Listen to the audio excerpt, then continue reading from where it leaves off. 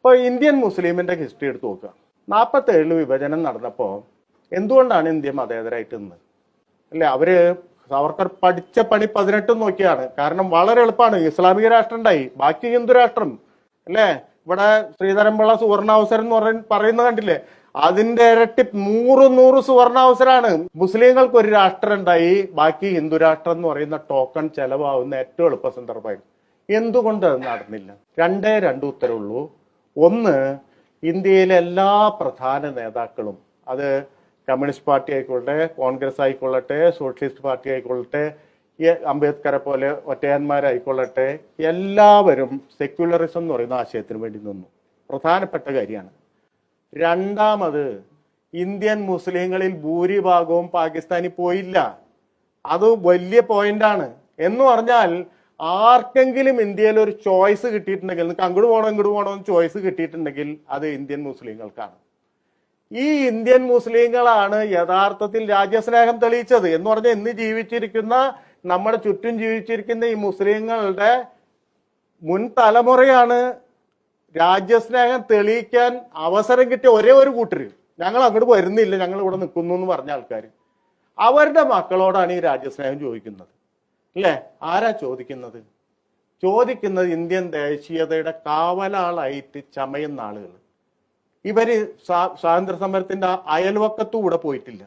ഹെഡ്ഗേവാർ പറഞ്ഞത്, RSSന്റെ ഹെഡ്ഗേവാർ പറഞ്ഞത്, നിങ്ങൾ അങ്ങോട്ടും ഇങ്ങോട്ടും ഒന്നും പോകാതെ, നിങ്ങളുടെ എനർജി വേസ്റ്റ് ആക്കാതെ നിങ്ങൾ ഹിന്ദുരാഷ്ട്രത്തിന് വേണ്ടി നിൽക്കുമെന്നാണ്.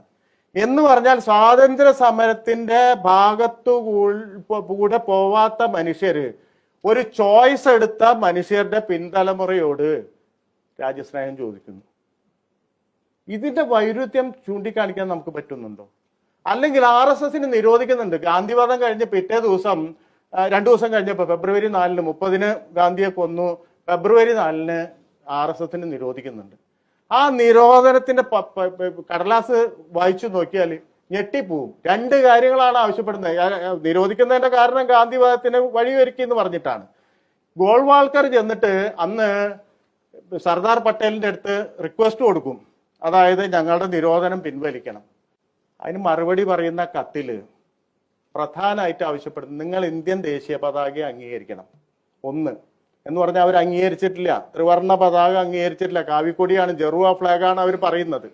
രണ്ടാമത്തത്, കോൺസ്റ്റിറ്റ്യൂഷൻ അസംബ്ലി നടന്നുകൊണ്ടിരിക്കുക, ഇവർ അതിനെ അംഗീകരിച്ചിട്ടില്ല, അത് അംഗീകരിക്കണം. ഇത് രണ്ടും നിർബന്ധിതമായി ഒപ്പിട്ട് കൊടുത്തിട്ടാണ്. അപ്പോഴും സമ്മതിച്ചില്ല. നിങ്ങൾക്കൊരു കോൺസ്റ്റിറ്റ്യൂഷൻ ഉണ്ടാക്കണം. നിങ്ങൾ ഭീകര സംഘടനയാണ്, ഒളി സംഘടനയാണ്, നിങ്ങളുടെ പ്രസിഡന്റ് ആരാണ്, സെക്രട്ടറി ആരാണെന്ന് ഒരാൾക്കും അറിയില്ല. അതുകൊണ്ട് നിങ്ങൾ ചട്ടം ഉണ്ടാക്കണം. അങ്ങനെ ബാലാ സാഹേബ് ദേവരസിനെ കൊണ്ട് അവർക്കൊരു കോൺസ്റ്റിറ്റ്യൂഷൻ ഉണ്ടാക്കിയിട്ടൊക്കെയാണ് പിൻവലിച്ചത്. എന്ന് പറഞ്ഞാൽ ദേശീയ പതാകയെ അംഗീകരിക്കാത്തവര്, ഇന്ത്യൻ ഭരണഘടനയുടെ തുടക്കത്തിൽ അംഗീകരിക്കാത്ത മനുഷ്യര്, അവരിപ്പം ദേശീയ പതാക, എന്താ പറയാ, ഇന്ത്യയിലെ മുഴുവൻ നഗരങ്ങളിലും വലിയ ദേശീയ പതാകകൾ പാറിച്ച് അതിന്റെ കാവലാളുകളായിട്ട് നമ്മുടെ മുന്നിൽ വന്നു നിൽക്കുമ്പോൾ നമ്മൾ അതിനെ, നിങ്ങൾ മാത്രമല്ല നമ്മളാണെന്ന് പറയും. നിങ്ങൾ എതിർത്തിരുന്നവരാണ്. നിങ്ങൾ ആ നാഷണാലിറ്റിനെ, ഇന്ത്യൻ നാഷൻ എന്ന് പറയുന്ന ഒരു സംഭവത്തെ തന്നെ എതിർത്തിരുന്ന മനുഷ്യരാണെന്നുള്ള യാഥാർത്ഥ്യം